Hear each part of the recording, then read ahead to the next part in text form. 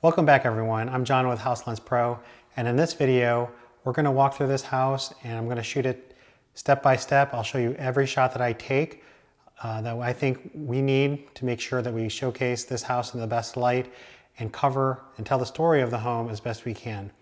Every house is different, so this house may be slightly different than the next, but we've provided you a shot list that you can use as a guide to make sure you have sufficient photos to make sure you can tell the story of the home that you're going to be photographing.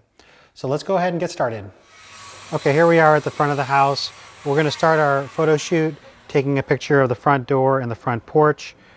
We're going to follow all the techniques we talked about earlier, setting our exposure, looking at our grid lines, and keeping our camera at the right height.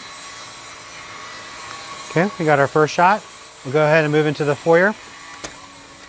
A lot of times, if it's a larger foyer, we'll take a shot from the front door looking in. And again, we're just going to line up our shots so that our verticals are correct and our exposure is right.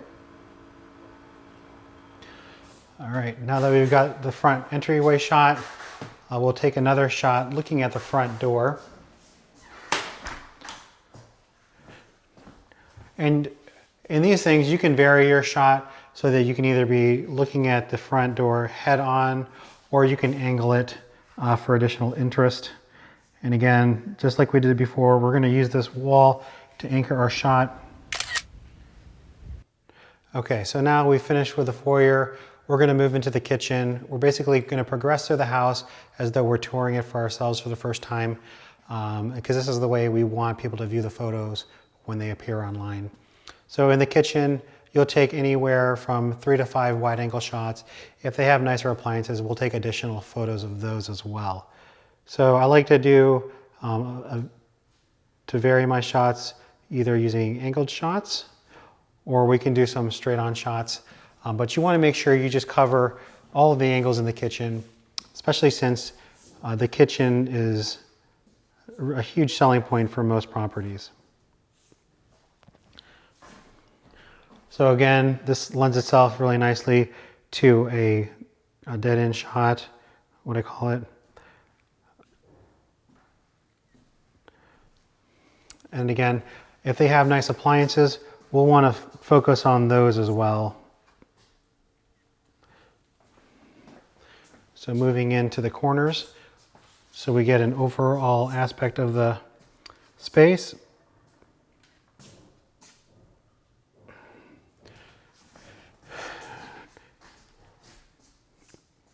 And when we're shooting detail shots like this is one place where we can deviate from the having your phone perfectly flat, because we want to look down into the sink here. And then we'll do the same thing with the range here, just because it is a very nice gas range. Okay, so that should cover all of the photos in the kitchen. We'll move into the dining area. As far as the dining area goes, we're going to go ahead and take a couple of angle shots. Usually I'll take one shot from one angle and then I'll go to the opposite side and take another shot. So I'll go ahead and do that now. Again, always adjusting for exposure, making sure that our verticals are vertical. So we've taken this shot. I'll go to the opposite corner of the dining room and we'll take this photo as well. Other shots you may want to consider are going to be those dead-on shots, if there is a lot of symmetry within the space. Okay, so that should fairly well cover the dining room. We'll move into the living room. And in the living room, we're going to shoot angled shots again, being sure that our camera is high enough to look over the furniture. We're looking at our exposure to make sure that we can still see out the windows and that the room is not too dark. Again, this is a great forward-facing shot. There's a lot of symmetry in this space. So we'll go ahead and take that forward-facing shot, and then we'll take a photo looking back into the room from the opposite corner. In this particular room, we'll want to go ahead and take a close-in shot of the fireplace. As far as an artistic shot might go, you may want to include some foreground elements like this plant.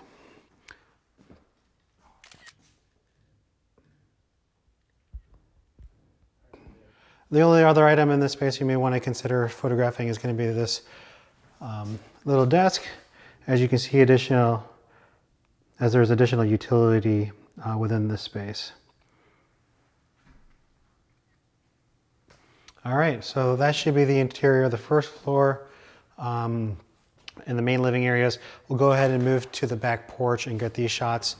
And again, a lot of times what we'll do is we'll take shots corner to corner.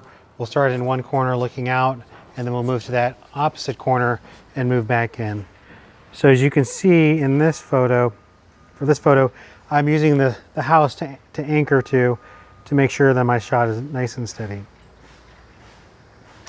I'll shut this door and then move to the opposite corner and kind of just look back into the room from where I was.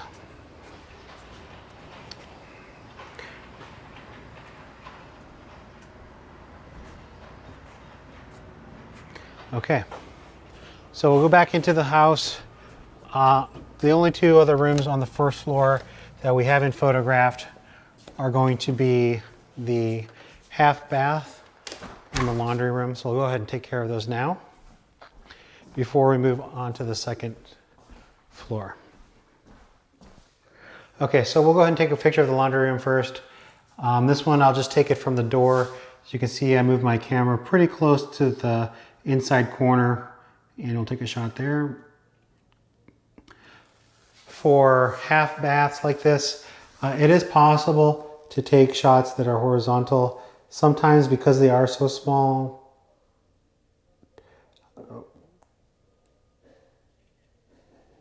you may want to take a vertical shot.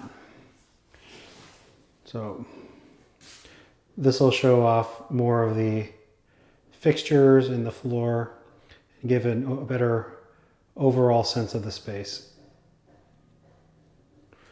Okay, so we're done with all the photos on the first floor. The last photo I like to take before transitioning to the second floor is a photo of the stairwell. And this kind of just prepares the people viewing their photos and letting them know that, hey, we're gonna go ahead and head up the stairs. So you can either take an angled shot like this, or you can take another dead-on shot more like this. All right, so now we finished all of our photos on the first floor. We'll go ahead and transition up to the second floor.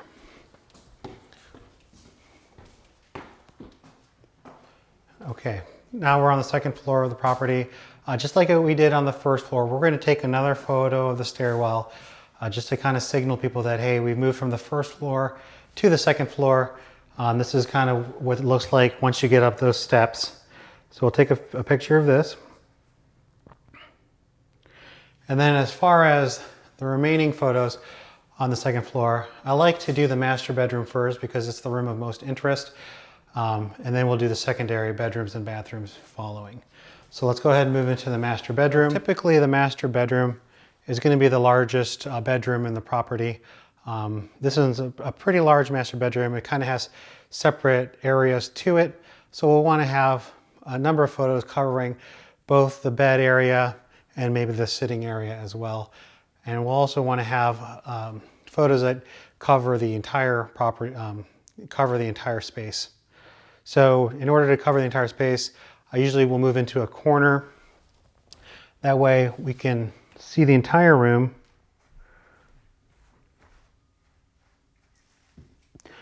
And then from here, I'll move to the opposite corner. And that way you can see all four rooms within those two, all four walls within those two photos. The last couple of photos in here that I'll take are kind of going to focus on the master bed. And these aren't completely necessary in every photo shoot. You'll have to use some discernment to determine whether or not the room warrants additional photos of specific areas. Again, because this is such a large space, it does warrant extra photos just because these are huge selling points.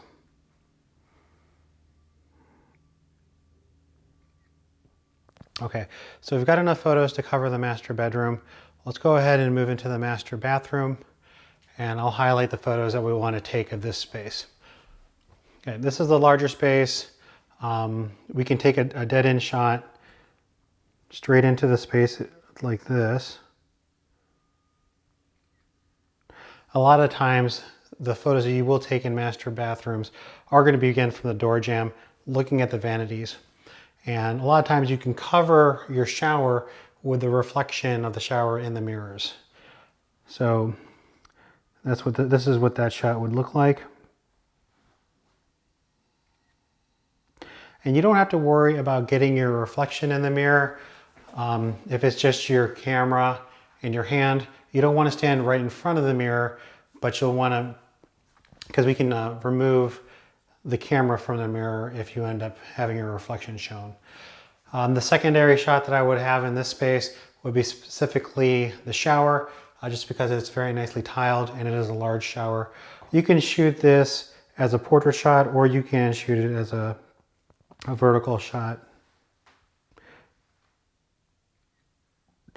In general, you want to use more landscape shots or horizontal shots than vertical shots because they do present better online and in most search engines that they use for real estate. The last shot we'll take in the master suite is going to be the master closet because it is just a large closet. The problem with these master closets, it is a tight space, so you really want to get into a corner as far as you can to make sure you cover as much of the closet as possible.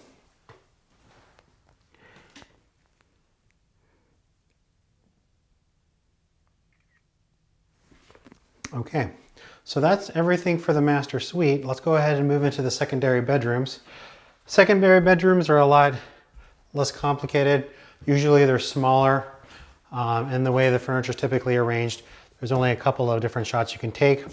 In general, you're going to be shooting from corner to corner. I usually start at the door and shoot to the opposite corner, and then I move to that opposite corner and shoot back towards the door.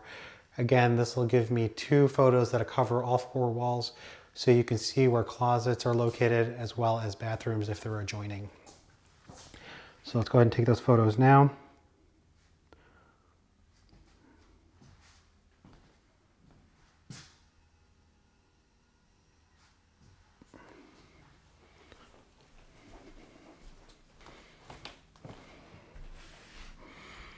You want to get into the corner as much as you can, just to make sure you can cover as much of the room as you can in your photo.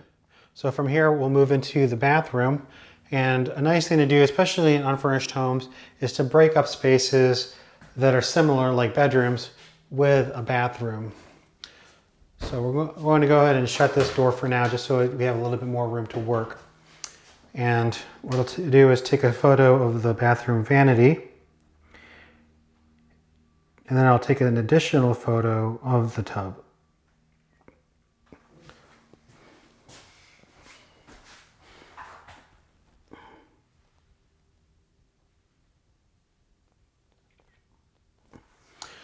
Okay, the last 2 photos we take are going to be of the other bedroom here, and they're going to be pretty much the same as the 2 photos we took in this first bedroom.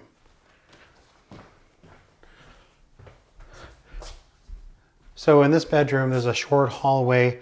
We're going to want to move beyond the hallway and into the room, just so that you're at the corner of the room. And this will allow us, again, to get as much of the room as possible without being blocked by any walls. When you have situations like this where the closet is right in the corner, you can get back into the closet so you can capture even more of the room. Okay, that was the last shot. So we've gotten all the photos that we need to cover the house. All the interior photos that we've taken should be able to tell a buyer exactly what they want to know about their home from a photographic standpoint. In the next couple of videos, we're going to go room by room. I'm going to show you step by step exactly what I'm looking at, exactly how to frame the shot, how to adjust exposure, how to determine how high to hold the camera, every piece of information you're going to need to know to confidently take your own photos from a room by room standpoint.